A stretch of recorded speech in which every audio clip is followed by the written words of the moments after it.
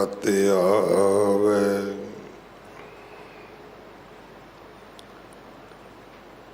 ਸੋ ਸਤਿਗੁਰ ਮਾਹੀ ਸਮਾਨਾ। ਇਹ ਬਾਣੀ ਜੋ ਜੀਉ ਜਾਣੈ ਤਿਸ ਅੰਤਰ ਰਵੈ ਹਰ ਨਾਮ। ਬਾਣੀ ਗੁਰੂ ਗੁਰੂ ਹੈ ਬਾਣੀ, ਵਿੱਚ ਬਾਣੀ ਅੰਮ੍ਰਿਤ ਸਾਰੇ। ਗੁਰ ਬਾਣੀ ਕਹੈ ਸੇਵਕ ਜਨ ਮਾਨੈ।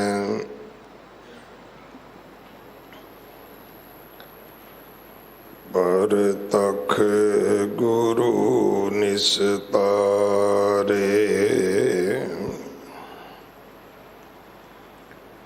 ਬਾਣੀ ਬਿਰਲੋ ਵਿਚਾਰ ਸੀ,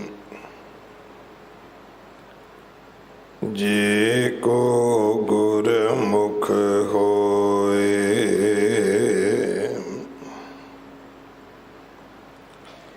ਇਹ ਬਾਣੀ ਮਹਾਂਪੁਰਖ ਕੀ, ਨਿਜ ਘਰ ਵਾਸਾ ਹੋਏ।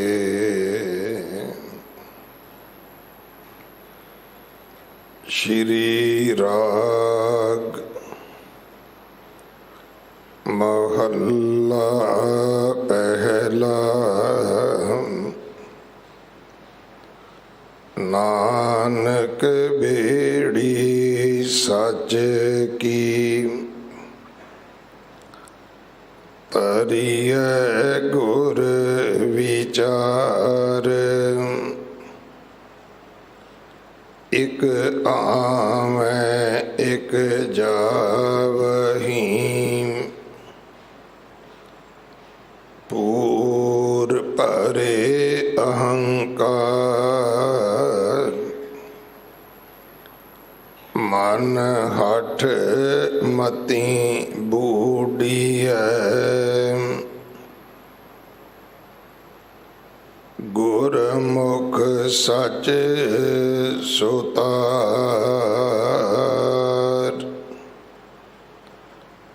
ਗੁਰ ਬਿਨ ਕਿਉ ਤਰੀਐ ਸੁਖ ਹੋਏ।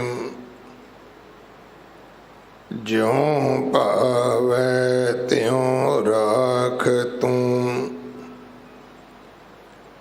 ਮੈਂ ਅਵਰ ਨ ਦੂਜਾ ਕੋਇ। ਰਹਾਉ ਆਗੈ ਦੇਖੋ ਡੋ ਜਲੈ,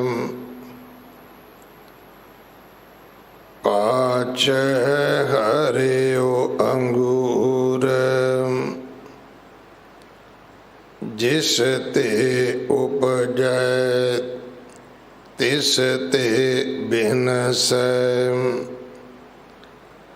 ਘਟ ਘਟ ਸੱਚ ਭਰਪੂਰ। ਆਪੇ ਮੇਲ ਮਿਲਾਵਹੀ, ਸਾਚਿ ਮਹਿਲ ਹਦੂਰ। ਸਾਹ ਸਾਹ ਤੁਝ ਸੰਭਲਾਂ, ਕਦੇ ਨਾ ਵਸੇਰੋਂ।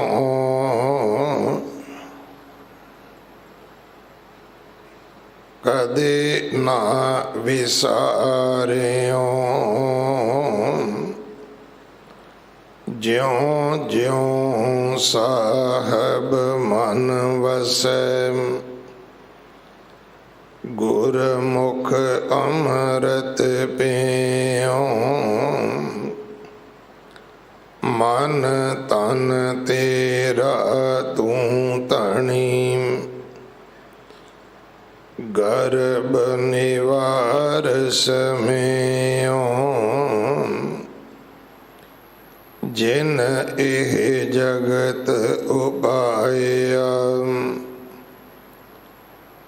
ਤੇਰੇ ਭਾਵਨ ਕਰ ਆਕਾਰ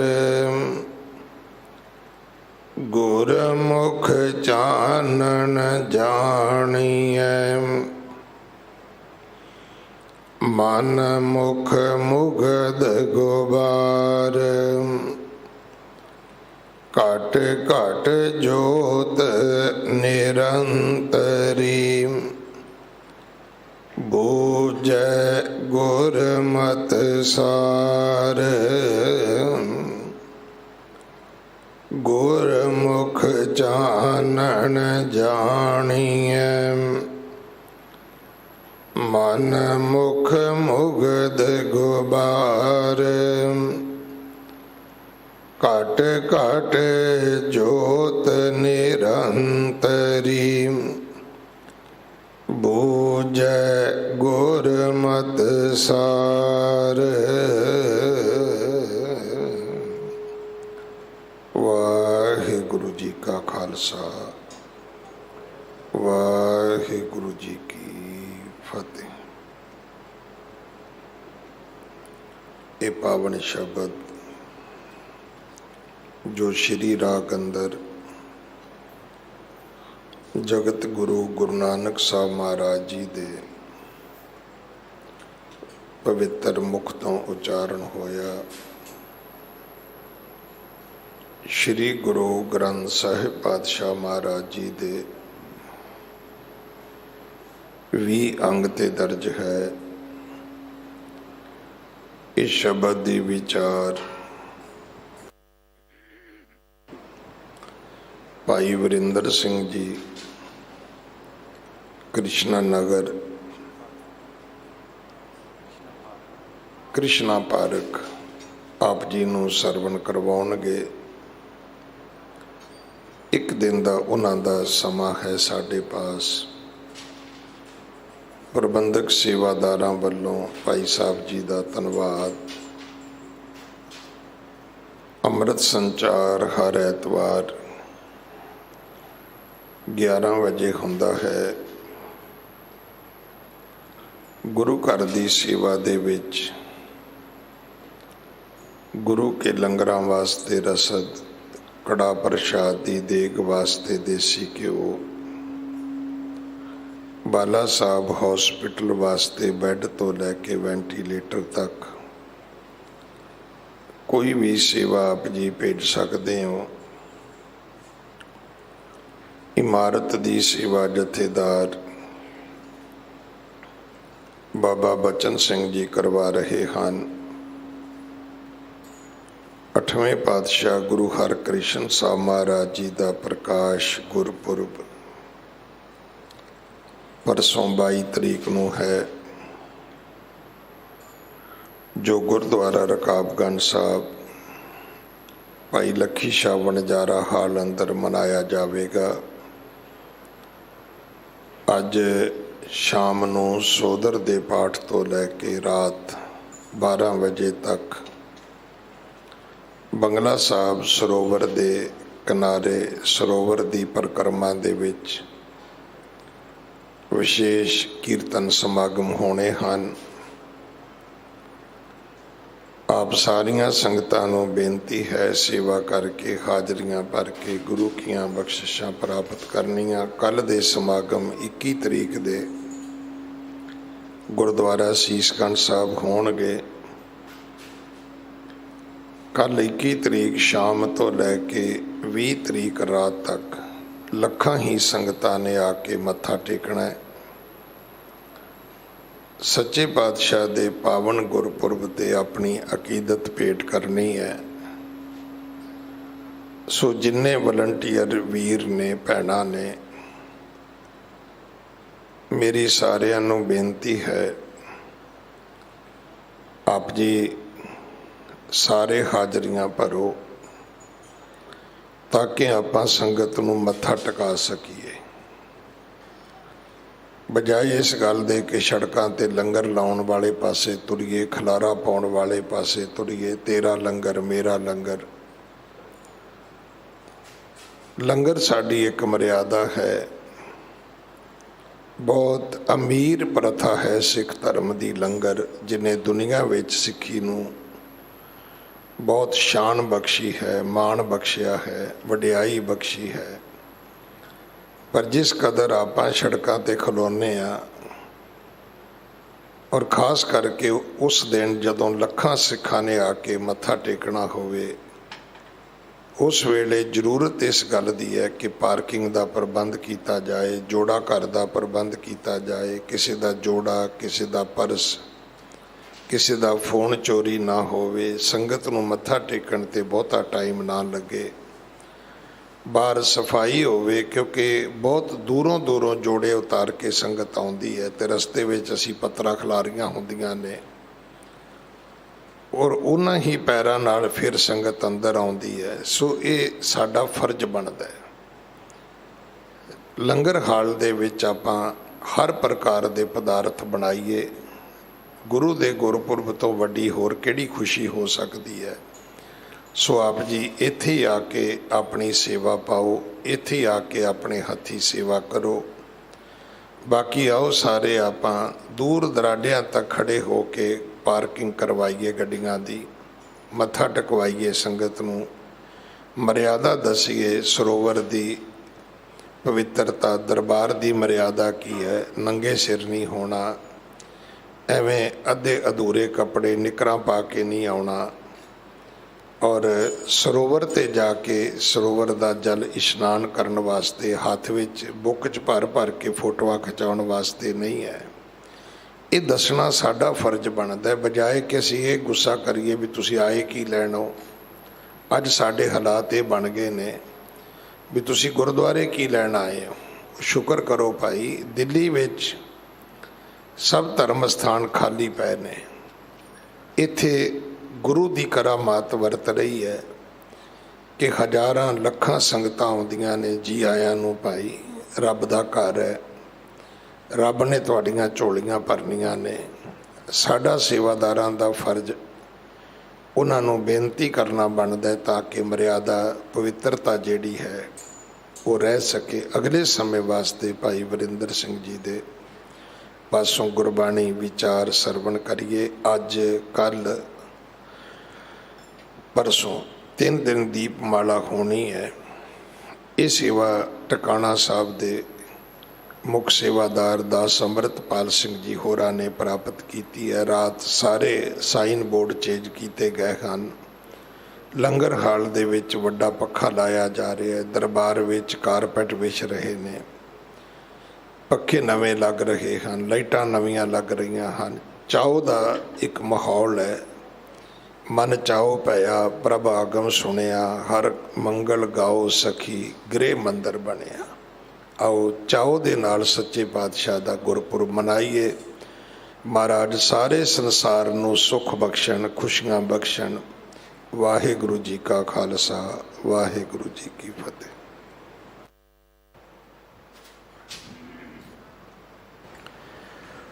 वाहिगुरु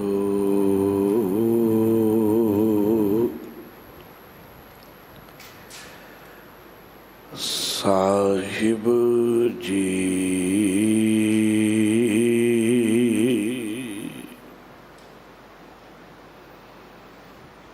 जेता जियो पिंड सब तेरा, तू अंतरजामी पुरख भगवान।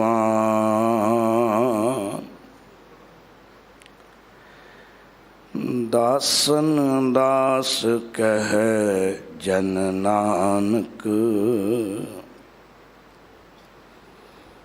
जेहा तू करा है तेहा हाँ करी वखिया।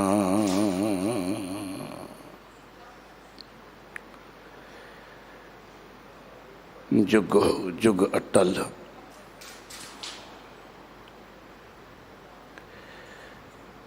शब्द गुरु धन धन श्री गुरु ग्रंथ साहिब महाराज दी पावन मुबारक हजूरी दे विच अष्टम बलबीरा बाला प्रीतम धन श्री गुरु हरकृष्ण साहिब महाराज दे पावन मुबारक अस्थान दे उत्ते बहुत ही श्रद्धा भावना सहित हाजरियां भर के गुरु हरकृष्ण साहिब महाराज जी दियां धन श्री गुरु ग्रंथ साहिब महाराज जी दियां रहमतां बख्शिशां प्राप्त कर रहे गुरु प्यार वाले गुरु सवारे सतसंगी जनों, अमृत बाणी दा रस भिन्ना कीर्तन आप जी अमृत वेले तो भाई साहब भाई अजीत सिंह जी पासों श्रवण कर रहे सी। उस उपरांत चल रही लड़ीवार विचार दे मुताबक अज दे पावन पवित्र शब्द अज दे पावन पवित्र बचन दा पाठ अति सत्कारयोग सिंह साहब ज्ञानी रणजीत सिंह जी पासों आप जिया ने श्रवण किया है। हजूर दे इस पावन मुबारक बचन नूं विचार के असी सतगुरु दी बख्शिश दे नाल अपनी झोली नूं भरन दा यतन करांगे। विचार दी आरंभता तो पहला गुरु चरनां दे विच शीश निवाउंदियां होयां मन नूं एकाग्र करदियां होयां गुरु बख्शी फतेह दे नाल सांझ पाओ जी। रल मिल के आखो जी वाहिगुरु जी का खालसा वाहिगुरु जी की फतेह। संगत जी, असी अपनी जिंदगी दे विच बहुत सारा धन वख-वख कारजां दे विच खर्च करदे हां। जद असी धन खर्च करदे हां ते उस दे बदले कुछ ना कुछ प्राप्त करदे हां, पर कई बार ते सानू धन खर्च करके मन नूं खुशी मिलती है भी मैं धन जो खर्च किया वो सही जगह खर्च किया, पर कई बार इंज भी महसूस होंदा है मैं धन खर्च किया पर मेरा धन व्यर्थ चला गया। मन बहुत दुखी हुंदा है, मैं अजाई अपने धन नूं फिजूल गवा बैठा हाँ। इंज ही मालिक ने सानू कुछ दौलत दे के भेजी है। दुनियावी धन ते तुसी कमा सकते हो, अगर खर्च हो गया, अगर गवाच गया, चोरी हो गया तां भी कमा सकते हो, ਪਰ ਜਿਹੜੇ ਮੇਰੇ ਮਾਲਕ ਨੇ ਸਾਨੂੰ ਸਵਾਸਾਂ ਰੂਪੀ ਪੂੰਜੀ ਦਿੱਤੀ ਹੈ ਨਾ ਜੀ, ਇਹ ਬੇਸ਼ਕੀਮਤੀ ਪੂੰਜੀ ਹੈ। ਇਸ ਨੂੰ ਅਸੀਂ ਕਮਾ ਨਹੀਂ ਸਕਦੇ, ਇਸ ਨੂੰ ਅਸੀਂ ਕਿਸੇ ਢੰਗ ਨਾਲ ਪਾ ਨਹੀਂ ਸਕਦੇ। ਇਹ ਤੇ ਮਾਲਕ ਨੇ ਸਾਡੀ ਝੋਲੀ ਵਿੱਚ ਸਵਾਸ ਲਿਖ ਕੇ ਪਾ ਦਿੱਤੇ ਨੇ। ਜਿਵੇਂ ਧਨ ਖਰਚ ਕਰਕੇ ਕਈ ਵਾਰ ਮਨ ਨੂੰ ਖੁਸ਼ੀ ਹੁੰਦੀ ਹੈ ਕਿ ਮੈਂ ਧਨ ਚੰਗੇ ਪਾਸੇ ਖਰਚ ਕੀਤਾ, ਔਰ ਕਈ ਵਾਰ ਅਫਸੋਸ ਵੀ ਹੁੰਦਾ ਹੈ। ਇੰਝ ਹੀ ਸਾਡੇ ਕੋਲ ਜਿਹੜਾ ਵਕਤ ਹੈ ਨਾ ਜੀ, ਸਮਾਂ, ਇਹਨੂੰ ਵੀ ਅਸੀਂ ਸਵੇਰ ਤੋਂ ਸ਼ਾਮ ਤੱਕ ਖਰਚ ਕਰਦੇ ਹਾਂ। ਇਸ ਸਮੇਂ ਨੂੰ ਵੀ ਅਸੀਂ ਅਲੱਗ-ਅਲੱਗ ਥਾਵਾਂ ਦੇ ਵਿੱਚ ਖਰਚ ਕਰਦੇ ਹਾਂ, ਅਲੱਗ-ਅਲੱਗ ਕਾਰਜਾਂ ਵਿੱਚ ਖਰਚ ਕਰਦੇ ਹਾਂ। ਕਈ ਇਹੋ ਜਿਹੇ ਕਾਰਜ ਨੇ ਜਿੱਥੋਂ ਸਾਨੂੰ ਪ੍ਰਾਪਤੀ ਕੁਝ ਨਹੀਂ, ਉੱਥੇ ਅਸੀਂ ਆਪਣਾ ਸਮਾਂ ਖਰਚ ਕੀਤਾ। ਪਰ ਜਿੱਥੇ ਆਪ ਜੀ ਬੈਠੇ ਹੋ ਨਾ, ਗੁਰੂ ਕੀ ਸੁਹਬਤ ਵਿੱਚ, ਗੁਰੂ ਕੀ ਸੰਗਤ ਵਿੱਚ, ਜ਼ਿੰਦਗੀ ਦੇ ਅਖੀਰਲੇ ਪੜਾਵ ਦੇ ਵਿੱਚ ਜਾ ਕੇ ਸਾਨੂੰ ਖੁਸ਼ੀ ਮਿਲਣੀ ਹੈ। ਇਹ ਸਮਾਂ ਜੋ ਗੁਰੂ ਦੀ ਸੰਗਤ ਵਿੱਚ ਬੈਠ ਕੇ ਬਿਤਾਇਆ ਹੈ, ਹਮੇਸ਼ਾ ਸਾਨੂੰ ਖੁਸ਼ੀ ਮਿਲਣੀ ਹੈ। ਕਦੇ ਪਛਤਾਵਾ ਨਹੀਂ ਹੋਏਗਾ ਵੀ ਮੈਂ ਸੰਗਤ ਵਿੱਚ ਗਿਆ ਤੇ ਮੇਰਾ ਸਮਾਂ ਖਰਾਬ ਗਿਆ। ਹਮੇਸ਼ਾ ਮਨ ਨੂੰ ਖੁਸ਼ੀ ਮਿਲੇਗੀ। ਕੁਝ ਤੇ ਪਲ ਮੈਂ ਆਪਣੀ ਜ਼ਿੰਦਗੀ ਦੇ ਸਫਲੇ ਕੀਤੇ, ਕੁਝ ਤੇ ਆਪਣੀ ਜ਼ਿੰਦਗੀ ਦਾ ਸਮਾਂ ਸਫਲਾ ਕੀਤਾ।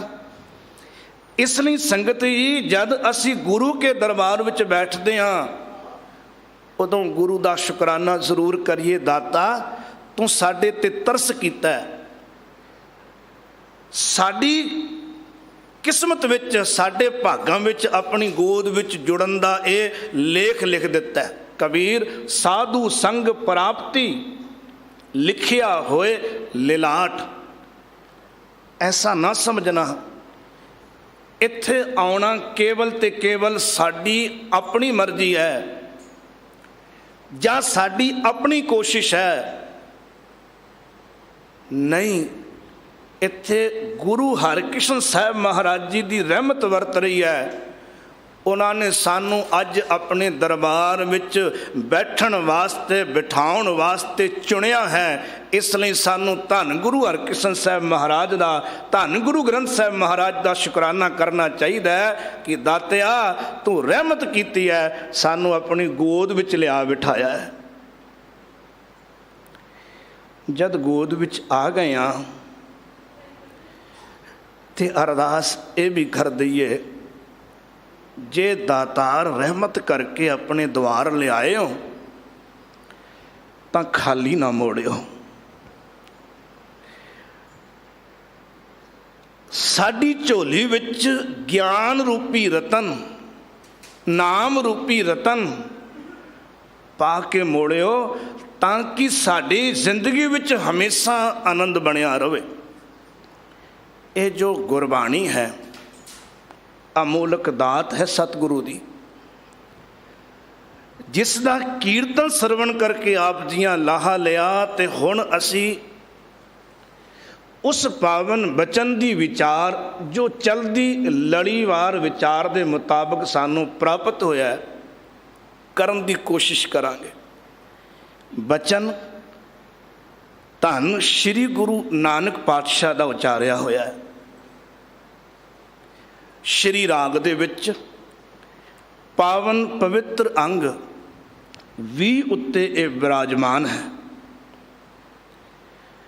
ਸ਼ਬਦ ਵਿੱਚ ਕੁੱਲ 5 ਪਦੇ ਹਨ ਔਰ ਇੱਕ ਰਹਾਉ ਵਾਲਾ ਪਦਾ। ਸਾਹਿਬ ਦੀ ਇਸ ਅੰਮ੍ਰਿਤਮਈ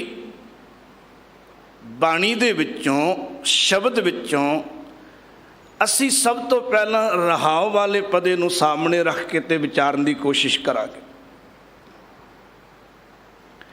ਸਾਹਿਬ ਕਹਿੰਦੇ ਹਨ, ਗੁਰ ਬਿਨ ਕਿਉਂ ਤਰੀਐ ਸੁਖ ਹੋਏ। 2 ਚੀਜ਼ਾਂ ਨੇ, ਬਹੁਤ ਕਲੀਅਰ ਦੱਸ ਦਿੱਤੀਆਂ ਨੇ। ਗੁਰੂ ਤੋਂ ਬਿਨਾਂ ਇਸ ਸੰਸਾਰ ਸਾਗਰ ਵਿੱਚੋਂ ਪਾਰ ਉਤਾਰਾ ਨਹੀਂ ਹੈ। ਪਾਰ ਉਤਾਰੇ ਹੋਣ ਤੋਂ ਬਿਨਾ ਜੀਵਨ ਵਿੱਚ ਸੁੱਖ ਨਹੀਂ ਹੈ। ਤੋ ਸਪਸ਼ਟ ਹੈ, ਜੇ ਤੂੰ ਆਪਣਾ ਭਲਾ ਚਾਹੁੰਦਾ ਹੈ, ਗੁਰੂ ਵਾਲਾ ਬਣ ਜਾ। ਜੇ ਤੂੰ ਆਪਣੇ ਜੀਵਨ ਨੂੰ ਸਵਾਰਨਾ ਚਾਹੁੰਦਾ ਹੈ, ਤਾਂ ਗੁਰੂ ਦੀ ਸ਼ਰਨ ਵਿੱਚ ਪੈ ਜਾ। ਹੁਣ ਗੁਰੂ ਗ੍ਰੰਥ ਸਾਹਿਬ ਸਾਡੇ ਸਾਹਮਣੇ ਹਨ। ਗੁਰੂ ਹੈ, ਹੋਰ ਕੀ ਚਾਹੀਦਾ ਹੈ? ਅੱਗੋਂ ਚਾਹੀਦਾ ਹੈ ਸਿੱਖ। ਗੁਰੂ ਤੇ ਪਾਰ ਉਤਾਰਨ ਵਾਸਤੇ ਹਮੇਸ਼ਾ ਤਤਪਰ ਹੈ, ਹਮੇਸ਼ਾ ਤਿਆਰ ਹੈ। ਗੁਰੂ ਦੇ ਦਰਵਾਜ਼ੇ ਤੇ ਹਮੇਸ਼ਾ ਖੁੱਲੇ ਹੋਏ ਨੇ। ਗੁਰੂ ਦਾ ਹੱਥ ਤੇ ਸਾਡੇ ਵੱਲ ਹਮੇਸ਼ਾ ਵਧਿਆ ਹੋਇਆ ਹੈ। ਗੁਰੂ ਤੇ ਹਮੇਸ਼ਾ ਆਪਣੇ ਆਵਾਜ਼ਾਂ ਮਾਰ ਕੇ ਤੇ ਹੱਥ ਕਰਦਾ, ਆ ਫੜ ਮੇਰਾ ਹੱਥ, ਲੈ ਤੈਨੂੰ ਮੈਂ ਤਾਰ ਦਿਆਂ। ਅਸੀਂ ਸੋਚ ਵਿੱਚ ਪਏ ਹੋਏ ਹਾਂ ਵੀ ਫੜੀਏ ਕਿ ਨਾ ਫੜੀਏ।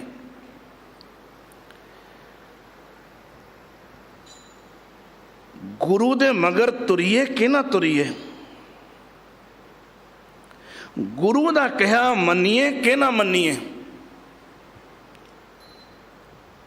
ਇਸ ਗੱਲ ਨੂੰ ਅਸੀਂ ਆਪਣੇ ਮਨ ਵਿੱਚ ਪੜਚੋਲ ਕੇ ਵੇਖ ਸਕਦੇ ਹਾਂ ਕਿ ਐਸਾ ਹੈ, ਤੇ ਅਸੀਂ ਪਾਵਾਂਗੇ ਹਾਂ ਹੈ।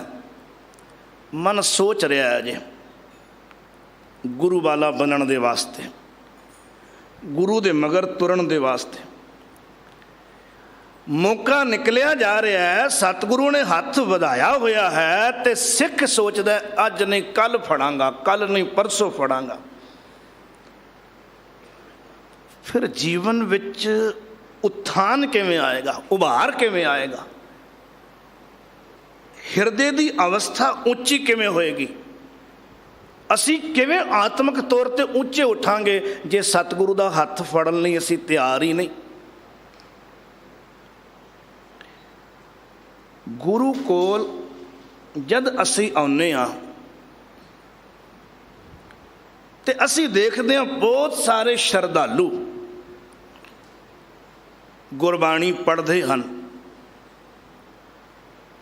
ਬਹੁਤ ਸਾਰੇ ਇਹੋ ਜਿਹੇ ਸੱਜਣ ਜਿਹੜੇ ਵਿਦਵਾਨ ਕਹੇ ਜਾਂਦੇ ਹਨ, ਉਹ ਵੀ ਗੁਰਬਾਣੀ ਪੜ੍ਹਦੇ ਤੇ ਸੁਣਦੇ ਤੇ ਸੁਣਾਉਂਦੇ ਹਨ। ਪਰ ਬਹੁਤਿਆਂ ਦੀ ਕੇਵਲ ਤੇ ਕੇਵਲ ਇੰਨੀ ਇੱਛਾ ਹੈ, ਗੁਰਬਾਣੀ ਪੜ੍ਹ ਲਈਏ ਬਸ। ਥੋੜ੍ਹਾ ਜਿਹਾ ਅੱਗੇ ਮਨੁੱਖ ਵੱਧਦਾ ਹੈ ਤੇ ਉਹ ਕਹਿੰਦਾ ਗੁਰਬਾਣੀ ਪੜ੍ਹ ਲਈਏ ਤੇ ਜਾਣਕਾਰੀ ਪ੍ਰਾਪਤ ਕਰ ਲਈਏ ਬਸ। ਗੁਰਬਾਣੀ ਬਣਨ ਵਾਸਤੇ ਕੋਈ ਤਿਆਰ ਨਹੀਂ, ਗੁਰਬਾਣੀ ਪੜ੍ਹਨ ਵਾਸਤੇ ਲੋਕ ਤਿਆਰ ਨੇ। ਗੁਰਬਾਣੀ ਪੜ੍ਹਦੇ ਵੀ ਨੇ, ਗੁਰਬਾਣੀ ਯਾਦ ਵੀ ਕਰ ਲੈਂਦੇ ਨੇ, ਗੁਰਬਾਣੀ ਦਾ ਗਿਆਨ ਆਪਣੇ ਕੋਲ ਅਰਜਿਤ ਵੀ ਕਰ ਲੈਂਦੇ ਨੇ।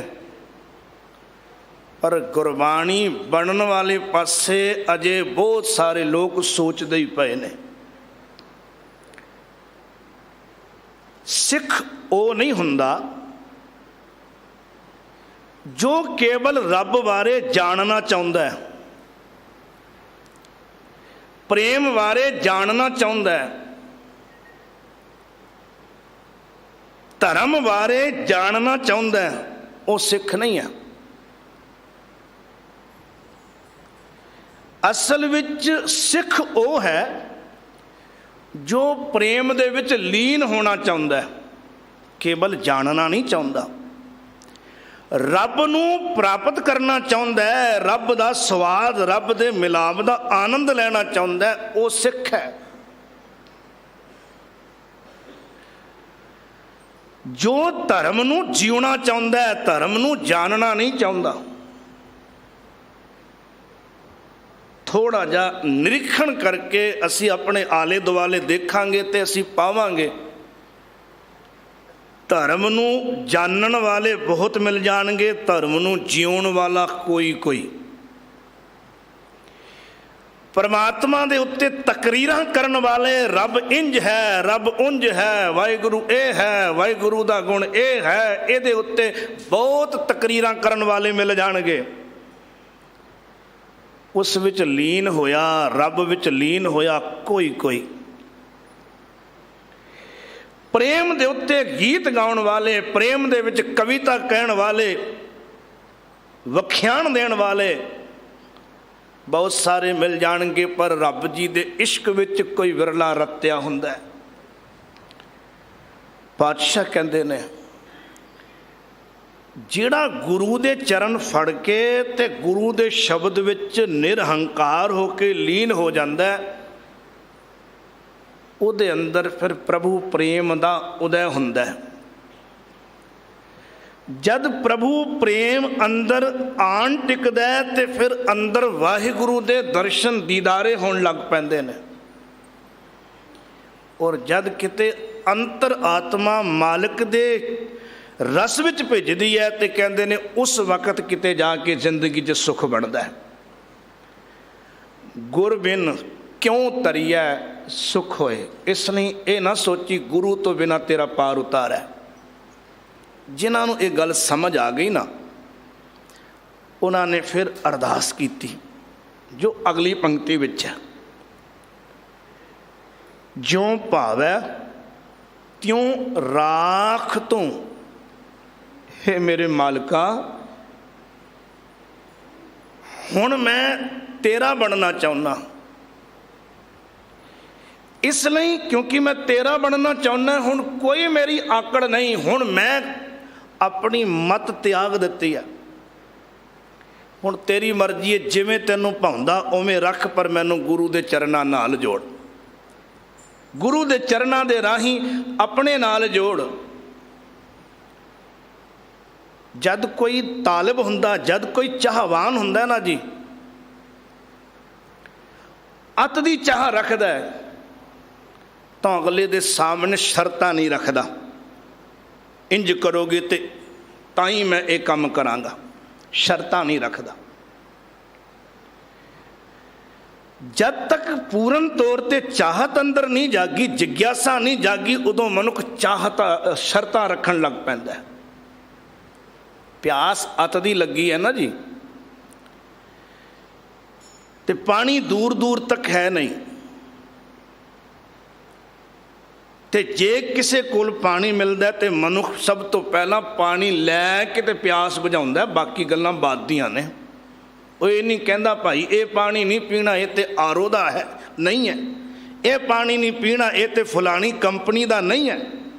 वो कहता पानी फिला, प्यास लगी है तो पानी बिना शर्त दे पींदा है। जद वाहिगुरु दी तलब उठ पवे, भाई साहब भाई नंद लाल सिंह बड़ा सुंदर बचन उन्हें कहा, तालिबान ने हक हमेशा बाअदब, बाअदब बाशंद दायम बाअदब। जो हक दे तालिबान ने, जो हक यानी सच दी चाह रखते ने, जो खुदा नूं पाउण दे चाहवान ने, वो हमेशा अदब विच रहिंदे ने, आकड़ विच नहीं। एक बार नहीं तीन बार ये गल दोहराई, बाअदब, बाअदब बासंद दायम बाअदब। उन्हां दे विच फिर आकड़ नहीं रह जाती, समर्पित हो जाते हैं। जिवें तैनूं ठीक लगदा उवें रख, पर रख अपने चरनां विच। हजूर कहते ने ज्यों भावै त्यों राख तू, मैं अवर ना दूजा कोई। मैनू समझ आ गई मेरे जीवन का उद्धार करने वाला तेरे तो बिना होर कोई दूजा नहीं मेरे वास्ते। जद कोई समर्पित हो जाता है, वही फिर जीवन दे विच अपने जीवन नू सवारन लई अगे वधदा है। पहला पदा गुरु नानक पातशाह का बहुत प्यारा है, नानक बेड़ी सच की। प्रभु भगती की जिहड़ी बेड़ी है ना जी, वो तो तैयार है, सच की बेड़ी तैयार है।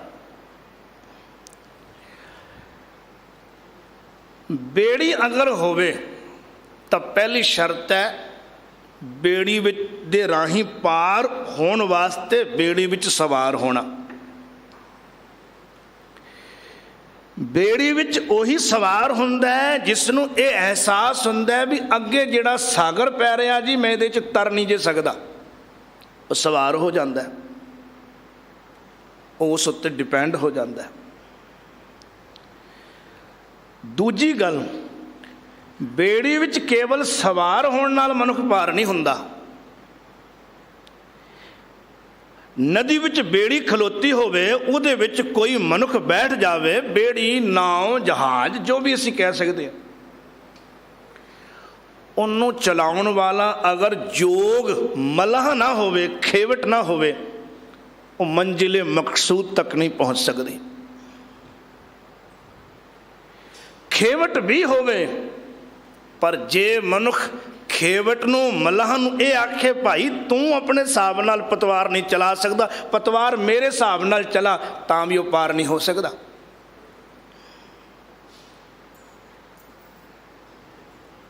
ਇਸ ਵਿੱਚ ਕੋਈ ਸ਼ੱਕ ਨਹੀਂ ਹੈ ਕਿ ਰਾਮ ਨਾਮ ਨਾਲ, ਵਾਹਿਗੁਰੂ ਦੇ ਨਾਮ ਨਾਲ ਜੀਵਨ ਨੂੰ, ਪ੍ਰਭੂ ਦੀ ਭਗਤੀ ਦੇ ਨਾਲ ਜੀਵਨ ਨੂੰ ਮੁਕੰਮਲਤਾ ਮਿਲਣੀ ਹੈ।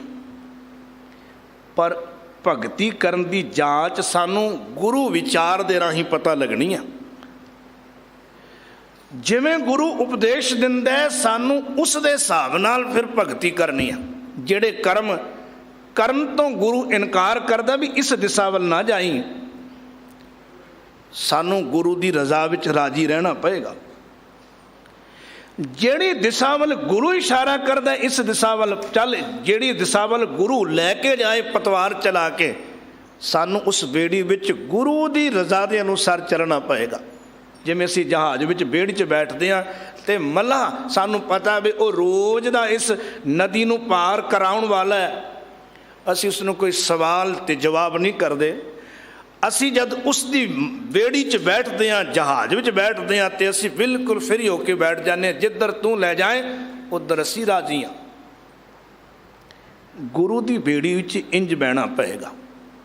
ਨਾਨਕ ਬੇੜੀ ਸੱਚ ਕੀ, ਭਗਤੀ ਦੀ ਬੇੜੀ ਹੈ, ਤਰੀਆ ਗੁਰ ਵਿਚਾਰ, ਪਰ ਗੁਰੂ ਦੀ ਵਿਚਾਰ ਨੂੰ ਸਾਹਮਣੇ ਰੱਖ ਕੇ ਹੀ ਇਸ ਬੇੜੀ 'ਚ ਬੈਠ ਕੇ ਤਰਿਆ ਜਾ ਸਕਦਾ, ਨਹੀਂ ਤੇ ਭਟਕਣਾ ਲਾਜ਼ਮੀ ਹੈ। ਬਹੁਤੇ ਭਟਕ ਗਏ ਹਨ। ਜ਼ਿੰਦਗੀ 'ਚ ਇਤਨਾ ਅਹਿਸਾਸ ਕਈਆਂ ਨੂੰ ਹੋਇਆ ਵੀ ਪ੍ਰਭੂ ਦੀ ਭਗਤੀ ਕਰਨੀ ਚਾਹੀਦੀ, ਉਹਨਾਂ ਭਗਤੀ ਕੀਤੀ, ਪਰ ਉਹਨਾਂ ਨੂੰ ਯੋਗ ਅਗਵਾਈ ਦੇਣ ਵਾਲਾ ਨਾ ਮਿਲਿਆ, ਪੂਰਨ ਗੁਰੂ ਨਾ ਮਿਲਿਆ। ਉਹ ਭਗਤੀ ਦੇ ਨਾਮ ਦੇ ਵਿੱਚ ਹੋਰ ਹੀ ਪ੍ਰਪੰਚਾਂ ਵਿੱਚ, ਹੋਰ ਹੀ ਪਖੰਡਾਂ ਵਿੱਚ, ਹੋਰ ਹੀ ਕਰਮਾਂ ਵਿੱਚ ਉਲਝ ਕੇ ਰਹਿ ਗਏ, ਉਹ ਮੰਜ਼ਿਲੇ ਮਕਸੂਦ ਤੱਕ ਨਾ ਪਹੁੰਚੇ। ਇਸ ਲਈ ਗੁਰੂ ਨਾਨਕ ਪਾਤਸ਼ਾਹ ਨੇ ਨਾ ਇੱਕ ਅੱਗੇ ਹੋਰ ਪਿਆਰਾ ਬੋਲ ਬਚਨ ਕਿਹਾ ਹੈ। ਕਹਿੰਦੇ ਨੇ ਕਈ ਨਾ ਇਸ ਤਰ੍ਹਾਂ ਦੇ ਵੀ ਲੋਕ ਨੇ,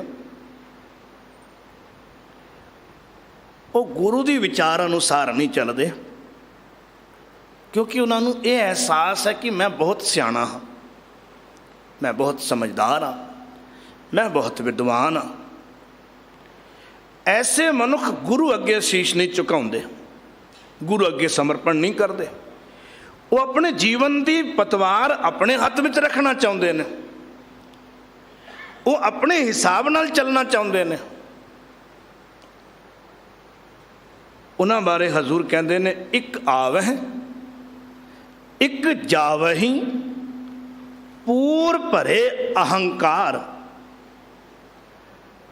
ਪੂਰ ਦਾ ਇੱਕ ਤੇ ਅਰਥ ਹੁੰਦਾ ਪੂਰਨ ਤੌਰ 'ਤੇ, ਪਰ ਵਿਦਵਾਨਾਂ ਇੱਥੇ ਕੀਤਾ ਅਰਥ, ਜਦ ਕਿਸੇ ਬੇੜੀ ਵਿੱਚ ਬਹੁਤ ਸਾਰੀਆਂ ਸਵਾਰੀਆਂ ਬੈਠ ਕੇ ਪਾਰ ਜਾ ਰਹੀਆਂ ਹੋਣ, ਉਸ ਬੇੜੀ 'ਚ ਸਵਾਰ ਸਾਰੇ ਲੋਕਾਂ ਦੇ ਇਕੱਠ ਨੂੰ ਪੂਰ ਕਹਿ ਦਿੱਤਾ ਜਾਂਦਾ ਹੈ।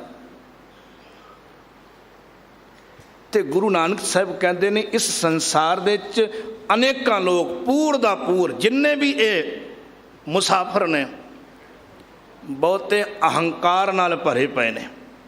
ਪੂਰ ਭਰੇ ਅਹੰਕਾਰ, ਉਹਨਾਂ ਦਾ ਅਹੰਕਾਰ ਉਹਨਾਂ ਨੂੰ ਸੱਚ ਦੀ ਬੇੜੀ 'ਚ ਨਹੀਂ ਬੈਠਣ ਦਿੰਦਾ। ਉਹਨਾਂ ਦਾ ਅਹੰਕਾਰ ਉਹਨਾਂ ਨੂੰ ਗੁਰੂ ਦੇ ਮਗਰ ਨਹੀਂ ਤੁਰਨ ਦਿੰਦਾ। ਉਹਨਾਂ ਦਾ ਅਹੰਕਾਰ ਬਾਰ-ਬਾਰ ਆੜੇ ਆਉਂਦਾ, ਬਾਰ-ਬਾਰ ਰੁਕਾਵਟ ਬਣਦਾ ਗੁਰੂ ਦੀ ਗੱਲ ਮੰਨਣ ਲੱਗਿਆ। ਐਸੇ ਮਨੁੱਖ ਬਾਰ-ਬਾਰ ਜੰਮਦੇ ਹਨ, ਬਾਰ-ਬਾਰ ਮਰਦੇ ਹਨ। ਇੱਕ ਆਵਹਿ ਇੱਕ ਜਾਵਹਿ, ਜੰਮਣ ਮਰਨ ਦੇ ਗੇੜ ਵਿੱਚ ਪਏ ਰਹਿੰਦੇ ਨੇ। ਸ਼੍ਰੀ ਗੁਰੂ ਹਰਿਕ੍ਰਿਸ਼ਨ ਸਾਹਿਬ ਮਹਾਰਾਜ ਜੀ ਦੇ ਪਾਵਨ ਮੁਬਾਰਕ ਅਸਥਾਨ ਦੇ ਉੱਤੇ ਅਸੀਂ ਬੈਠੇ ਹਾਂ ਤੇ ਬਹੁਤ ਹੀ ਸੁੰਦਰ ਸਬਬ ਇਹ ਵੀ ਹੈ ਕਿ ਗੁਰੂ ਹਰਿਕ੍ਰਿਸ਼ਨ ਸਾਹਿਬ ਮਹਾਰਾਜ ਜੀ ਦਾ ਪ੍ਰਕਾਸ਼ ਦਿਹਾੜਾ ਬਿਲਕੁਲ ਨੇੜੇ ਹੀ ਆ ਗਿਆ ਔਰ ਤਿਆਰੀਆਂ ਸਿੰਘ ਸਾਹਿਬ ਜੀ ਨੇ ਆਪ ਜੀਆਂ ਨੂੰ ਬੇਨਤੀ ਵੀ ਕੀਤੀ ਹੈ ਵੀ ਤਿਆਰੀਆਂ ਜ਼ੋਰ ਸ਼ੋਰ ਨਾਲ ਚੱਲ ਰਹੀਆਂ ਨੇ ਔਰ ਚੱਲਣ ਵੀ ਕਿਉਂ ਨਾ। ਬਾਲਾ ਪ੍ਰੀਤਮ ਦਾ ਪ੍ਰਕਾਸ਼ ਦਿਹਾੜਾ ਹੋਵੇ ਤੇ ਸਿੱਖਾਂ ਦੇ ਹਿਰਦੇ ਵਿੱਚ ਖੁਸ਼ੀ ਨਾ ਹੋਵੇ ਫਿਰ ਉਹ ਕਾਹਦਾ ਸਿੱਖ, ਉਤਸ਼ਾਹ ਨਾ ਹੋਵੇ ਫਿਰ ਉਹ ਕਾਹਦਾ ਸਿੱਖ। ਜਿਸ ਕੋਲੋਂ ਏਡੀਆਂ ਦਾਤਾਂ ਅਸੀਂ ਲੈਂਦੇ ਹਾਂ, ਆਪਣੀਆਂ ਝੋਲੀਆਂ ਭਰਵਾਉਂਦੇ ਹਾਂ, ਉਸ ਦਾ ਜਨਮ ਦਿਹਾੜਾ, ਜਿਸ ਨਾਲ ਅਸੀਂ ਇਸ਼ਕ ਕਰਦੇ ਹਾਂ, ਮੁਹੱਬਤ ਕਰਦੇ ਹਾਂ, ਉਸ ਦਾ ਪ੍ਰਕਾਸ਼ ਦਿਹਾੜਾ ਆ ਰਿਹਾ ਹੋਵੇ ਤੇ ਸਾਨੂੰ ਖੁਸ਼ੀ ਨਾ ਹੋਵੇ? ਹੋਣੀ ਚਾਹੀਦੀ। ਹਜ਼ੂਰ ਦੇ ਇਤਿਹਾਸ ਵਿੱਚੋਂ ਇੱਕ ਘਟਨਾ ਮਿਲਦੀ ਹੈ, ਸੁਣੀ ਤੁਸੀਂ ਕਈ ਵਾਰ ਹੋਏਗੀ। ਮੈਂ ਇਸ ਸਾਰੇ ਮਾਤਰ ਕੇਵਲ ਗੱਲ ਕਰਨ ਲੱਗਾ। ਜਦ ਗੁਰੂ ਹਰਿਕ੍ਰਿਸ਼ਨ ਸਾਹਿਬ ਮਹਾਰਾਜ ਸੰਗਤ ਦੇ ਨਾਲ ਦਿੱਲੀ ਆ ਰਹੇ ਸੀ, ਪੰਜੋਖਰੇ ਦੀ ਧਰਤੀ ਦੇ ਉੱਤੇ ਹਜ਼ੂਰ ਨੇ ਟਿਕਾਣਾ ਕੀਤਾ। ਦੀਵਾਨ ਸਜ ਰਹੇ ਹਨ, ਸੰਗਤਾਂ ਗੁਰੂ ਹਰਿਕ੍ਰਿਸ਼ਨ ਸਾਹਿਬ ਮਹਾਰਾਜ ਜੀ ਦੀ ਸੰਗਤ ਦਾ ਆਨੰਦ ਲੈ ਰਹੀਆਂ ਹਨ ਤੇ ਇੱਕ ਵਿਦਵਾਨ ਪੰਡਤ ਗੁਰੂ ਹਰਿਕ੍ਰਿਸ਼ਨ ਸਾਹਿਬ ਮਹਾਰਾਜ ਜੀ ਨੂੰ ਵੇਖਦਾ ਹੈ। ਸ਼ਾਇਦ ਉਹ ਸਰੀਰ ਵੇਖ ਕੇ, ਉਮਰ ਵੇਖ ਕੇ ਭੁਲੇਖਾ ਖਾ ਜਾਂਦਾ ਹੈ। ਇੱਕ ਸਿੱਖ ਨੂੰ ਕਹਿੰਦਾ, ਇਹ ਕੌਣ ਨੇ ਔਰ ਕਿਹਨਾਂ ਦਾ ਇਹ ਦਰਬਾਰ ਸਜਿਆ ਹੋਇਆ ਹੈ? ਸਿੱਖ ਨੇ ਕਿਹਾ, ਇਹ ਸਾਡੇ 8ਵੇਂ ਨਾਨਕ ਨੇ, ਧੰਨ ਧੰਨ ਸ਼੍ਰੀ ਗੁਰੂ ਹਰਿਕ੍ਰਿਸ਼ਨ ਸਾਹਿਬ ਮਹਾਰਾਜ। ਹੁਣ ਸਿੱਖ ਹੈ ਤੇ ਆਪਣੇ ਗੁਰੂ ਦਾ ਅਦਬ ਕਰੇਗਾ। ਜਿਤਨੇ ਅਦਬ ਵਾਲੇ ਸ਼ਬਦ ਸਿੱਖ ਬੋਲ ਸਕਦਾ ਆਪਣੇ ਗੁਰੂ ਵਾਸਤੇ ਉਹ ਸ਼ਬਦ ਵਰਤਦਾ। ਅਹੰਕਾਰੀ ਆਦਮੀ ਹਮੇਸ਼ਾ ਆਪਣੀ ਸ਼ੋਭਾ ਚਾਹੁੰਦਾ, ਦੂਜੇ ਦੀ ਸ਼ੋਭਾ ਬਿਲਕੁਲ ਨਹੀਂ ਚਾਹੁੰਦਾ। ਅਹੰਕਾਰੀ ਆਦਮੀ ਦੀ ਤਾਰੀਫ ਕਰੋ ਤੇ ਉਹ ਫੁੱਲਿਆ ਨਹੀਂ ਸਮਾਉਂਦਾ, ਪਰ ਉਸ ਦੇ ਸਾਹਮਣੇ ਕਿਸੇ ਹੋਰ ਦੀ ਤਾਰੀਫ ਕਰੋ, ਵਡਿਆਈ ਕਰੋ ਤੇ ਉਹ ਸੜ ਬਲ ਜਾਂਦਾ ਹੈ। ਐਸਾ ਹੈ ਕਿ ਨਹੀਂ? ਪੰਡਤ ਲਾਲ ਚੰਦ ਆਪਣੇ ਆਪ ਵਿੱਚ ਬੜਾ ਵੱਡਾ ਵਿਦਵਾਨ ਆਪਣੇ ਆਪ ਨੂੰ ਮੰਨਦਾ ਸੀ। ਆਲੇ ਦੁਆਲੇ ਲੋਕ ਬੜਾ ਅਦਬ ਕਰਦੇ ਸੀ, ਆਓ ਪੰਡਤ ਜੀ, ਆਓ ਪੰਡਤ ਜੀ। ਵਿਦਿਆ ਦਾ ਬੜਾ ਦਬਦਬਾ ਸੀ। ਉਸ ਨੂੰ ਇਹ ਅਹਿਸਾਸ ਸੀ ਕਿ ਮੈਂ ਬਹੁਤ ਬੜਾ ਵਿਦਵਾਨ ਹਾਂ, ਮੇਰੇ ਤੋਂ ਜ਼ਿਆਦਾ ਧਰਮ ਬਾਰੇ ਕੌਣ ਜਾਣਦਾ ਹੈ। ਉਸ ਅਹੰਕਾਰ ਦੇ ਪ੍ਰਭਾਵ ਹੇਠ ਆ ਕੇ ਉਸਨੇ ਸਿੱਖ ਕੋਲੋਂ ਜਦ ਸੁਣਿਆ ਨਾ ਵੀ ਸ਼੍ਰੀ ਗੁਰੂ ਹਰਿਕ੍ਰਿਸ਼ਨ ਸਾਹਿਬ ਮਹਾਰਾਜ ਜੀ ਦਾ ਦਰਬਾਰ ਸਜਿਆ ਹੋਇਆ ਤੇ ਉਹ ਸੜ ਗਿਆ। ਇਹ ਉਪਮਾ ਸੁਣ ਕੇ ਉਹ ਕਹਿੰਦਾ, ਹਰਿਕ੍ਰਿਸ਼ਨ ਸਾਹਿਬ ਨਾਉ ਤੇ ਬੜਾ ਵੱਡਾ ਧਰਾਇਆ ਹੋਇਆ, ਕੇਵਲ ਕ੍ਰਿਸ਼ਨ ਨਹੀਂ, ਹਰਿ ਕ੍ਰਿਸ਼ਨ। ਕੁਝ ਪੱਲੇ ਹੈ ਵੀ। ਸ਼ਾਇਦ ਉਹ ਸਰੀਰ ਨੂੰ ਵੇਖ ਕੇ ਧੋਖਾ ਖਾ ਗਿਆ ਹੋਣਾ। ਭਾਈ ਸਾਹਿਬ ਭਾਈ ਗੁਰਦਾਸ ਜੀ ਦਾ ਇੱਕ ਬੜਾ ਪਿਆਰਾ ਬਚਨ ਹੈ, ਉਦਾਹਰਨਾਂ ਕੁਝ ਦਿੱਤੀਆਂ ਨੇ, ਮੈਂ ਹੋਰ ਥੋੜਾ ਜਿਹਾ ਸੰਖੇਪ ਵਿੱਚ ਕਰਾਂ ਕਿਉਂਕਿ ਸਮਾਂ ਆਪਣੀ ਚਾਲ ਦੌੜ ਰਿਹਾ। ਕੁਆ ਕੋ ਮੈਂਡਕ ਨਿਦ ਸਾਰ ਨਾ ਜਾਣੇ ਸਾਗਰ ਕੀ, ਸਵਾਂਤ ਬੂੰਦ ਮਹਿਮਾ ਨਾ ਸੰਖ ਜੀ ਜਾਨਈ। ਜਿਹੜਾ ਖੂਹ ਦਾ ਮੈਂਡਕ ਹੈ ਨਾ, ਖੂਹ ਦਾ ਡੱਡੂ, ਉਹ ਖੂਹ ਨੂੰ ਹੀ ਆਪਣੀ ਦੁਨੀਆ ਸਮਝਦਾ ਔਰ ਸੋਚਦਾ ਇਸ ਤੋਂ ਵੱਡਾ ਕੁਝ ਨਹੀਂ। ਉਹਨੂੰ ਕੀ ਪਤਾ ਸਾਗਰ ਦੀ ਵਿਸ਼ਾਲਤਾ ਦਾ, ਉਹਨੂੰ ਕੀ ਪਤਾ ਸਮੁੰਦਰ ਦੀ ਗਹਿਰਾਈ ਦਾ।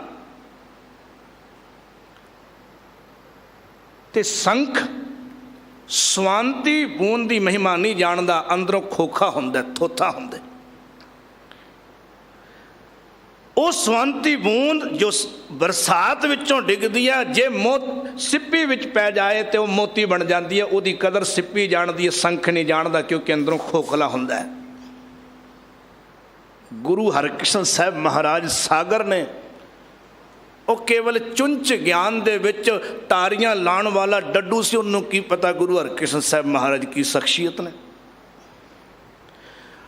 ਗੁਰੂ ਹਰਿਕ੍ਰਿਸ਼ਨ ਸਾਹਿਬ ਮਹਾਰਾਜ ਦਾ ਇੱਕ ਇੱਕ ਬਚਨ ਸਵਾਂਤੀ ਬੂੰਦ ਦੀ ਤਰ੍ਹਾਂ ਹੈ। ਜੇ ਕਿਤੇ ਸਿੱਪੀ ਵਰਗਾ ਹਿਰਦਾ ਸਿੱਖ ਕੋਲ ਹੋਵੇ ਤੇ ਮੋਤੀ ਬਣ ਜਾਂਦਾ ਹੈ, ਪਰ ਅੰਦਰੋਂ ਸ਼ਰਧਾ ਤੋਂ ਵਿਹੂਣਾ ਖੋਖਾ ਆਦਮੀ, ਥੋਥਾ ਆਦਮੀ ਕਿੱਥੇ ਇਹਨਾਂ ਬਚਨਾਂ ਦੀ ਕੀਮਤ ਜਾਣ ਸਕਦਾ। ਬਾਇਸ ਨਾ ਜਾਨਤ ਮਰਾਲ ਮਾਲ ਸੰਗਤ ਕੋ, ਮਰਕਟ ਮਾਨਕ ਹੀਰਾ ਨਾ ਪਹਿਚਾਨੀ। ਇੱਕ ਹੋਰ ਉਦਾਹਰਨ ਬੜੀ ਪਿਆਰੀ ਦਿੱਤੀ। ਕਹਿੰਦੇ ਨੇ ਕਾਂ ਨੂੰ ਕੀ ਪਤਾ ਹੰਸ ਦੀ ਸੰਗਤ ਦਾ ਕੀ ਫਾਇਦਾ ਹੈ ਔਰ ਹੰਸ ਦੀ ਸੰਗਤ ਵਿੱਚੋਂ ਕੀ ਕੁਝ ਮਿਲਦਾ। ਉਹ ਕਦਰ ਨਹੀਂ ਜਾਣਦਾ ਹੰਸ ਦੀ ਸੰਗਤ ਦੀ। ਉਹਨੂੰ ਤੇ ਗੰਦਮੰਦ ਛਕਣ ਦੀ ਆਦਤ ਜੋ ਰਹੀ। ਬਾਂਦਰ ਨੂੰ ਹੀਰਾ ਫੜਾ ਦੋ, ਬਾਂਦਰ ਨੂੰ ਮੋਤੀ ਫੜਾ ਦੋ, ਉਹਨੂੰ ਪਰਖ ਕਰਨ ਦੀ ਜਾਂਚ ਹੀ ਨਹੀਂ। ਮਰਕਟ ਕਹਿੰਦੇ ਨੇ ਬਾਂਦਰ ਨੂੰ। ਬਾਂਦਰ ਵਾਸਤੇ ਹੀਰਾ ਹੀਰਾ ਹੀ ਨਹੀਂ ਹੈ, ਬਾਂਦਰ ਵਾਸਤੇ ਮੋਤੀ ਮੋਤੀ ਨਹੀਂ ਹੈ। ਕੋਈ ਕਦਰਦਾਨ ਹੋਵੇ ਤੇ ਪਛਾਣੇ। ਇਹ ਅਜੇ ਚੁੰਚ ਗਿਆਨ ਵਿੱਚ ਸੀ ਤੇ ਗੁਰੂ ਹਰਿਕ੍ਰਿਸ਼ਨ ਸਾਹਿਬ ਮਹਾਰਾਜ ਜੀ ਵਾਸਤੇ ਕਵੇ ਨਾ ਤੇ ਗੁਰੂ ਹਰਿਕ੍ਰਿਸ਼ਨ ਸਾਹਿਬ ਧਰਾਇਆ ਹੈ ਤੇ ਕੀ ਇਹਨਾਂ ਵਿੱਚ ਕੁਝ ਕ੍ਰਿਸ਼ਨ ਜੀ ਵਰਗੀ ਅਜ਼ਮਤ ਹੈ। ਉਹਨਾਂ ਵਰਗੀ ਅਜ਼ਮਤ ਤਾਂ ਕੀ ਹੋਏਗੀ। ਕਹਿੰਦੇ ਜੇ ਕੁਝ ਹੈ ਤੇ ਗੀਤਾ ਦੇ ਅਰਥ ਹੀ ਕਰਾ ਕੇ ਦਿਖਾ ਦਿਓ। ਸਿੱਖ ਨੇ ਆਪਣੇ ਸਤਿਗੁਰੂ ਦੇ ਚਰਨਾਂ 'ਚ ਬੇਨਤੀ ਕੀਤੀ, ਪਾਤਸ਼ਾਹ ਪੰਡਤ ਲਾਲ ਚੰਦ ਮੈਨੂੰ ਮਿਲਿਆ ਤੇ ਇੰਜ ਆਖਦਾ। ਹਜ਼ੂਰ ਨੇ ਕਿਹਾ ਆਪਨ ਆਪ ਲਖਨ ਵਿਸਾਲਾ, ਇਹੀ ਅੰਧ ਹੋਵਨ ਸਭ ਕਾਲਾ। ਆਪਣੇ ਆਪ ਨੂੰ ਵਿਸ਼ਾਲ ਸਮਝਦਾ ਹੈ। ਉਹ 4 ਪੁਸਤਕਾਂ ਫੜ ਲਈਆਂ ਤੇ ਉਹਨੂੰ ਹੋ ਗਿਆ ਅਹੰਕਾਰ। ਕਹਿੰਦੇ ਨੇ ਇਹਨੂੰ ਹੀ ਕਹਿੰਦੇ ਨੇ ਅਕਲ ਨੂੰ ਮੋਤੀਆਬਿੰਦ ਹੋ ਜਾਣਾ। ਉਹਦੀ ਅਕਲ ਨੂੰ ਅਹੰਕਾਰ ਦਾ ਮੋਤੀਆਬਿੰਦ ਹੋ ਗਿਆ ਔਰ ਉਸਨੂੰ ਹੁਣ ਸੱਚ ਨਹੀਂ ਦਿਸਦਾ, ਸਹੀ ਨਹੀਂ ਦਿਸਦਾ। ਉਹਨੂੰ ਆਖੋ ਜੋ ਤੈਨੂੰ ਲੱਗਦਾ ਹੋਵੇ ਤੇਰੇ ਪਿੰਡ ਤੇਰੇ ਇਲਾਕੇ 'ਚ ਸਭ ਤੋਂ ਮੂਰਖ ਆਦਮੀ, ਉਹਨੂੰ ਲਿਆ ਭਾਈ, ਉਹੀ ਅਰਥ ਕਰ ਦੇਗਾ। ਤਾਂ ਤੁਸੀਂ ਇਤਿਹਾਸ ਜਾਣਦੇ ਹੀ ਹੋ। ਪੰਡਤ ਲਾਲ ਚੰਦ ਲੈ ਕੇ ਆਇਆ ਭਾਈ ਛੱਜੂ ਝਿਉਰ ਨੂੰ, ਜੋ ਜਲ ਵਰਤਾਉਣ ਦਾ ਕੰਮ ਲੋਕਾਂ ਦੇ ਘਰਾਂ 'ਚ ਕਰਦਾ ਸੀ। ਉਹ ਕਦੇ ਕਿਸੇ ਗੁਰਕੁਲ ਵਿੱਚ ਕਿਸੇ ਪਾਠਸ਼ਾਲਾ 'ਚ ਗਿਆ ਹੀ ਨਹੀਂ। ਪੰਡਤ ਨੂੰ ਸਭ ਕੁਝ ਪਤਾ ਹੈ, ਪੂਰੀ ਜਾਂਚ ਪੜਤਾਲ ਕਰਕੇ ਆਇਆ, ਢੰਗ ਨਾਲ ਬੋਲ ਵੀ ਨਹੀਂ ਸਕਦਾ। ਕਹਿੰਦਾ ਇਸ ਕੋਲੋਂ ਅਰਥ ਕਰਵਾ ਕੇ ਦਿਖਾਓ। ਸ਼੍ਰੀ ਗੁਰੂ ਹਰਿਕ੍ਰਿਸ਼ਨ ਸਾਹਿਬ ਮਹਾਰਾਜ ਮੁਸਕਰਾ ਕੇ ਉਸ ਵੱਲ ਵੇਖਦੇ ਨੇ ਔਰ ਕਿਹਾ ਛੱਜੂ ਜੀ, ਪੰਡਤ ਜੀ ਦੇ ਸਵਾਲਾਂ ਦਾ ਜਵਾਬ ਦਿਓ। ਇਹ ਜੋ ਬੋਲਦੇ ਨੇ ਉਹਨਾਂ ਦੀ ਵਿਆਖਿਆ ਕਰੋ। ਉਸ ਦੀ ਮਿਹਰ ਭਰੀ ਨਜ਼ਰ ਜਦ ਪੰਡਤ ਵਾਹਿਗੁਰੂ ਛੱਜੂ ਝਿਉਰ ਤੇ ਪਈ, ਛੱਜੂ ਝਿਉਰ ਕਹਿੰਦਾ ਪੰਡਤ ਜੀ ਪੁੱਛੋ ਕੀ ਪੁੱਛਦੇ ਹੋ। ਪੰਡਤ ਨੇ 10 ਸਵਾਲ ਪੁੱਛੇ, ਭਾਈ ਛੱਜੂ ਝਿਉਰ ਨੇ 20 ਜਵਾਬ ਦਿੱਤੇ। ਅੱਖਾਂ ਖੁੱਲੀਆਂ ਦੀਆਂ ਖੁੱਲੀਆਂ ਰਹਿ ਗਈਆਂ। ਹੋਇਆ ਕਿ ਇਹ ਸਮਝ ਨਾ ਆਇਆ। ਮੈਂ ਤੇ ਸਮਝਦਾ ਸੀ ਬਾਲਕ ਹੈ, ਮੈਂ ਤੇ ਸਮਝਦਾ ਸੀ ਉਮਰ ਬਹੁਤ ਛੋਟੀ ਹੈ। पर पता लग्या ये तो कुछ होर है। चश्मे दिल चूं कामिल मुर्शद, चश्मे दिल चूं मुर्शद कामिल शनाख्त, जद दिल दी अख कामिल मुर्शद की पहचान कर लैंदी है, जिंदगी उमरा राह हासिल शनाख्त, फिर किते कामिल मुर्शद कोलों वो जिंदगी मिलती है जो जिंदगी नूं आत्मक आनंद वाली जिंदगी कहा जाता है। भाई लाल चंद गुरु के चरणों च डिग पे, अहंकार धराशाई हो गया, आकड़ चली गई, हथ जोड़े तो कृपा करो पातशाह मैनू अपने चरणों च रख लो। उस दिन तो बाद भाई लाल चंद का सिर गुरु के चरणों चों ना उठिया। कलगी वाले ने जब अमृत दिता तो अमृत पान करके वो लाल चंद लाल सिंह बनया। अखीर तक फिर अपने मुर्शद के चरण न छड्डे, क्योंकि पता लग गया इत्थों वो दात मिलती है जो जीवन में सवार दिंदी है। चमकौर की जंग में भाई लाल सिंह शहादत पा जाता है, पर कदे गुरु का दर नहीं छड्डदा, क्योंकि गुरु कोलों वो दात उन्होंने मिली सी जो दात सानू भी मिल सकती है। अपनी आकड़ नूं अपने हंकार नूं थोड़ा परां करिए। गुरु की रहमत गुरु के अमृतमई बचना का छिट्टा अपने अंदर पहन दईए, नहीं तो गुरु नानक साहब फरमाते ने मन हट जेड़े मन के हट विच ही पै रहिंदे ने, नहीं असीं ते अपने हिसाब नाल ही जीआंगे। मत्ती बूढ़ी है, मन हट वाली मत जिन्हां कोल हुंदी है, हंकार वाली मत जिन्हां कोल हुंदी है, वो अपनी आकड़ विच जिहड़े रह जांदे ने वो डुब जांदे ने जी। गुरमुख सच सोतार कहते ने, पर जिहड़ा गुरु के सन्मुख हो जाता और गुरु की गल विच राजी हो जाता है वो अपने आप को भवसागर तो तार लैंदा है। अगे हजूर का बचन है दूजे पदे विच, आगे देखो, अगे मैं देखदा हाँ कि डो जलै पाछे हरियो अंगूर। इस जगत की रचना देखो इंज है जैसे जंगल नूं अग लग जाए ना जी, अग साड़ती चली जाती है वड्डे वड्डे दरख्तां नूं। एक कुदरत है, एक पासे दरख्त वड्डे वड्डे सड़ रहे हैं, पिछे पिछे फिर पौधे उगन लग पैंदे ने, छोटे छोटे पौधे उगन लग पैंदे ने। इत्थे भी वड्डे वड्डे आए और जा रहे हैं, पिछों होर लोग जन्म लै रहे हैं, होर लोग जन्म लै रहे हैं। ये मेरे मालक की खेड है, कहते जिसते उपजै तिसते विंस है, घट घट सच भरपूर। जिस ने सानू पैदा किया है वही सानू विनाशन वाला है, वही साडा नाश करने वाला है, वही उहदे हथ विच मौत है और वह जर्रे जर्रे च बैठा है। वो दिन आवे कि तू अपने आप को वड्डा दरख्त समझे और वो अग जो संसार नूं काल दी लगी हुई है तेनों भी पहुँच जाए, उस तो पहला पहला उसनूं पछाण लै जो घट घट विच भरपूर है। उहदे चरणों च अरदास कर, क्योंकि उसकी रहमत तो बिना गल नहीं बननी। आपे मेल मिलावही सच है महल हदूर। जेड़े गुरु के चरणों च जुड़ के गुरु के उपदेशों के नाल अपने आप को सवार के इस काबिल बना लेंदे ने कि मालक की मेहर हो जाए, उन्होंने फिर वाहिगुरु अपने नाल मिलाउंदा, क्योंकि जिन्होंने वाहिगुरु अपने नाल मिलाउंदा वही मालक के महल विच हाज़री का आनंद लै पाउंदे ने। इसलिए गुरुदेव कहते हैं जिन्होंने गुरु चरणों विच जुड़ के प्रभु प्रेम का चस्का लग गया वो तो हमेशा अरदास करते हैं, साह साह तुझ संभला। हे मेरे मालक, एक कोई अरदास है और एक कोई प्यास है, हरेक श्वास श्वास में तेनू जपदा रहा, हरेक श्वास श्वास में तेनू जपदा रहा, कदे ना विसारियो। ऐसी घड़ी मेरी जिंदगी च कदे ना आवे जद मैं तेनू भुलावां। ज्यों ज्यों साहब मन वसै, जद प्रेम विच भिज के जद इस तरह असीं जपन लग पवांगे ना जी, इदां दी तांग बनेगी और लगातार सिमरन का किणका हिरदे ते पैंदा रहेगा।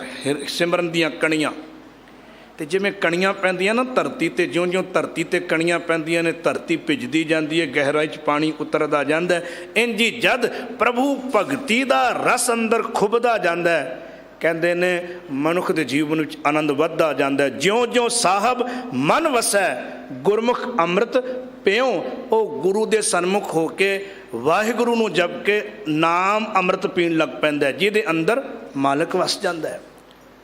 ਮਨ ਤਨ ਤੇਰਾ ਤੂੰ ਧਣੀ ਗਰਭ ਨਿਵਾਰ ਸਮਿਓ। ਉਹ ਤੇ ਫਿਰ ਬਿਲਕੁਲ ਆਪਣੇ ਆਪ ਨੂੰ ਨਿਊਟਰਲ ਕਰ ਲੈਂਦਾ ਹੈ।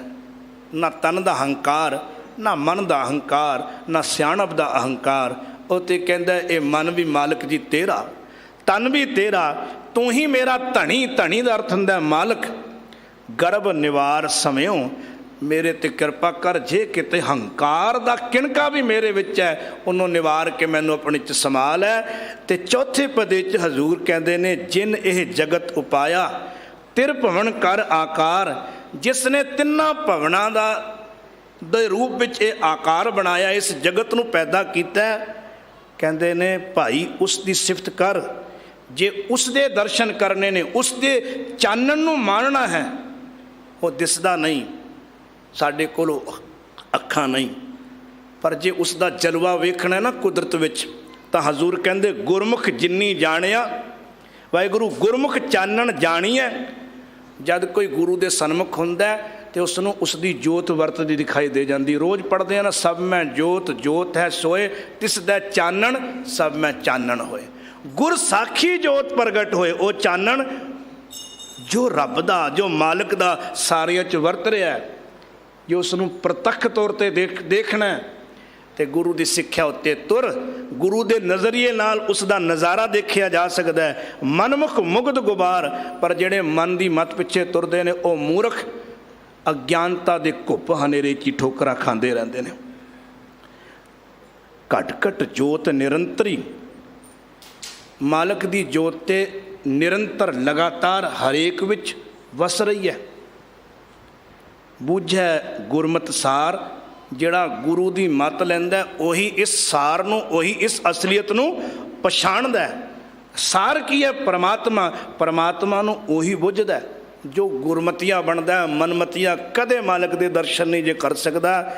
ਤੇ ਅਖੀਰਲਾ ਪਦ ਹੈ ਜੀ ਪੰਜਵਾਂ, ਗੁਰਮੁਖ ਜਿੰਨੀ ਜਾਣਿਆ ਤਿਨ ਕੀਚੈ ਸਾਬਾਸ। ਹੁਣ ਇਹ ਸਾਡੇ ਵਾਸਤੇ ਹਜ਼ੂਰ ਨੇ ਇੱਕ ਬਚਨ ਬਖਸ਼ਿਸ਼ ਕੀਤਾ। ਸੁਣਦੇ ਤੇ ਬਹੁਤ ਨੇ, ਪੜ੍ਹਦੇ ਵੀ ਬਹੁਤ ਨੇ, ਪਰ ਤੁਰਦੇ ਕੋਈ ਨੇ।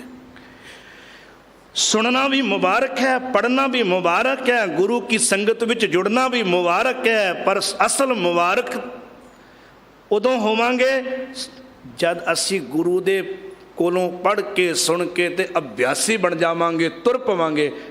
ਕਿਉਂਕਿ ਤੁਰਾਂਗੇ ਤਾਂ ਹੀ ਜਾਣਾਂਗੇ। ਸ਼੍ਰੀ ਅੰਮ੍ਰਿਤਸਰ ਸਾਹਿਬ ਕਿਹੋ ਜਿਹਾ, ਦਰਬਾਰ ਸਾਹਿਬ ਵਿੱਚ ਕਿਹੋ ਜਿਹਾ ਆਨੰਦ ਵੱਜਦਾ। ਰੋਜ਼ ਸੁਣਦੇ ਰਹੀਏ, ਰੋਜ਼ ਪੜ੍ਹਦੇ ਰਹੀਏ, ਉਹ ਅਹਿਸਾਸ ਜੋ ਉੱਥੇ ਬੈਠ ਕੇ ਆਏਗਾ, ਉਹ ਸੁਣ ਔਰ ਪੜ੍ਹ ਕੇ ਨਹੀਂ ਆ ਸਕਦਾ।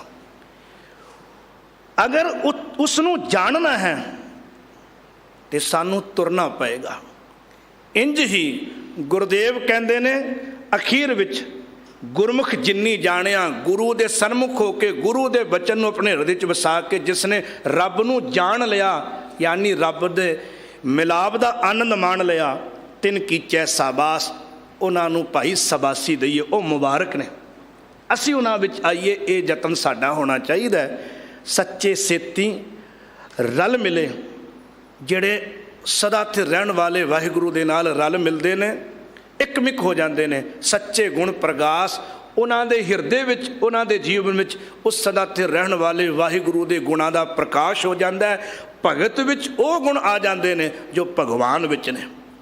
ਫਿਰ ਅੰਤਰ ਨਹੀਂ ਰਹਿੰਦਾ। ਸੂਰਜ ਕਿਰਨ ਮਿਲੇ ਜਲ ਕਾ ਜਲ ਹੂਆ ਰਾਮ। ਇਸ ਨੂੰ ਹੀ ਕਿਹਾ ਹੈ, ਜੋਤੀ ਜੋਤ ਰਲੀ ਸੰਪੂਰਨ ਥੀਆ ਰਾਮ। ਸੰਪੂਰਨਤਾ ਤਾਂ ਆਉਂਦੀ ਹੈ ਤੇ ਨਾਨਕ ਨਾਮ ਸੰਤੋਖਿਆ ਜਿਉ ਪਿੰਡ ਪ੍ਰਪਾਸ। ਕਹਿੰਦੇ ਜਿਹੜੇ ਨਾਮ ਵਿੱਚ ਜੁੜ ਜਾਂਦੇ ਨਾ ਜੀ, ਉਹਨਾਂ ਦਾ ਮਨ ਸੰਤੋਖ ਵਿੱਚ ਆ ਜਾਂਦਾ, ਤ੍ਰਿਪਤ ਹੋ ਜਾਂਦਾ ਹੈ। ਉਹ ਤੇ ਆਪਣੀ ਜ਼ਿੰਦ, ਆਪਣਾ ਸਰੀਰ ਸਭ ਕੁਝ ਪ੍ਰਭੂ ਦੇ ਚਰਨਾਂ ਵਿੱਚ ਸਮਰਪਿਤ ਕਰ ਦਿੰਦੇ ਨੇ। ਔਰ ਉਹਨਾਂ ਦੀ ਜ਼ਿੰਦਗੀ ਵਿੱਚ ਇੱਕੋ ਹੀ ਉਹਨਾਂ ਦੇ ਮੁਖ ਦੇ ਉੱਤੇ ਬਚਨ ਹੁੰਦਾ, ਵਾਹਿਗੁਰੂ ਤੇਰਾ ਸ਼ੁਕਰ ਹੈ, ਵਾਹਿਗੁਰੂ ਤੇਰਾ ਸ਼ੁਕਰ ਹੈ, ਵਾਹਿਗੁਰੂ ਤੇਰਾ ਧੰਨਵਾਦ ਹੈ। ਔਰ ਇਹ ਜੋ ਅੱਖਰ ਤੁਸੀਂ ਜਪਦੇ ਹੋ, ਇਹ ਵੀ ਉਸੇ ਸੰਬੰਧ ਵਿੱਚ ਹੈ, ਵਾਹਿਗੁਰੂ ਵਾਹਿਗੁਰੂ ਵਾਹਿਗੁਰੂ। ਕਦੇ ਸ਼ਿਕਵਾ ਹੀ ਨਹੀਂ ਹੈ, ਵਾਹ ਮੇਰੇ ਮਾਲਕਾ ਵਾਹ, ਤੂੰ ਬਹੁਤ ਦਿੱਤਾ ਹੈ। ਇਸ ਵਿੱਚ ਆਨੰਦ ਹੈ। ਸ਼ਿਕਵੇ ਮਨ ਵਿੱਚ ਤੇ ਉੱਪਰੋਂ ਵਾਹਿਗੁਰੂ ਵਾਹਿਗੁਰੂ ਦਾ ਮਤਲਬ ਵਾਹਿਗੁਰੂ ਝੂਠਾ ਹੈ, ਸੱਚਾ ਤੇ ਉਦੋਂ ਬਣਦਾ ਜਦ ਅੰਦਰ ਰਸ ਬਣਦਾ। ਇੰਨੇ ਕੁ ਬਚਨ ਪ੍ਰਵਾਨ ਕਰਨੇ ਸਮਾਂ ਸਮਾਪਤ ਹੈ। ਧੰਨ ਸ਼੍ਰੀ ਗੁਰੂ ਹਰਿਕ੍ਰਿਸ਼ਨ ਸਾਹਿਬ ਮਹਾਰਾਜ, ਧੰਨ ਸ਼੍ਰੀ ਗੁਰੂ ਗ੍ਰੰਥ ਸਾਹਿਬ ਮਹਾਰਾਜ ਦਾ ਕੋਟਾਨ ਕੋਟ ਧੰਨਵਾਦ, ਜਿਨ੍ਹਾਂ ਨੇ ਮਿਹਰ ਕਰਕੇ ਆਪਣੇ ਬਚਨਾਂ ਦੀ ਵਿਚਾਰ ਕਰਾਈ। ਆਪ ਸਰਬਤ ਸੰਗਤ ਦਾ ਬਹੁਤ ਬਹੁਤ ਧੰਨਵਾਦ, ਜਿਨ੍ਹਾਂ ਨੇ ਟਿਕ ਕੇ ਬਚਨ ਸੁਣੇ। ਸਿੰਘ ਸਾਹਿਬ ਜੀ ਔਰ ਸਮੂਹ ਪ੍ਰਬੰਧਕ ਕਮੇਟੀ ਦਾ ਬਹੁਤ ਬਹੁਤ ਧੰਨਵਾਦ, ਜਿਨ੍ਹਾਂ ਨੇ ਆਪ ਸੰਗਤ ਦੇ ਦਰਸ਼ਨ ਕਰਨ ਦਾ ਮੌਕਾ ਦਾਸ ਦੀ ਝੋਲੀ 'ਚ ਪਾਇਆ। ਭੁੱਲ ਚੁੱਕ ਦੀ ਖਿਮਾ। ਵਾਹਿਗੁਰੂ ਜੀ ਕਾ ਖਾਲਸਾ, ਵਾਹਿਗੁਰੂ ਜੀ ਕੀ ਫਤਿਹ।